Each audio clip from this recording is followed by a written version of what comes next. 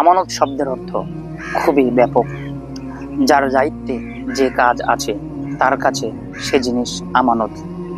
যেমন অন্যের টাকা পয়সা, জিনিসপত্র ইত্যাদি সবই আমানত। এই আমানত প্রাপকের কাছে পৌঁছে দেওয়া অত্যন্ত জরুরি। সূরা নিসার ৫৮ নম্বর আয়াতে আল্লাহ তাআলা বলেছেন, ইন্নাল্লাহা ইয়া'মুরুকুম আন তু'আদ্দুল আমানাতি ইলা আহলিহা।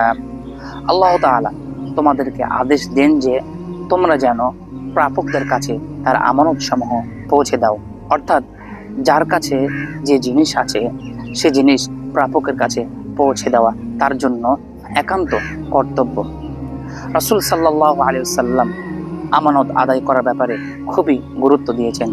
মুসনাদে আহমদের ১২,৩৮৩ নম্বর হাদিসে হযরত আনাস রাদিয়াল্লাহু আনহু বর্ণনা করেন, তিনি বলেন, রাসূল সাল্লাল্লাহু আলাইহি ওয়াসাল্লাম বলেছেন, লা ঈমানা লিমান লা আমানাতা লাহু।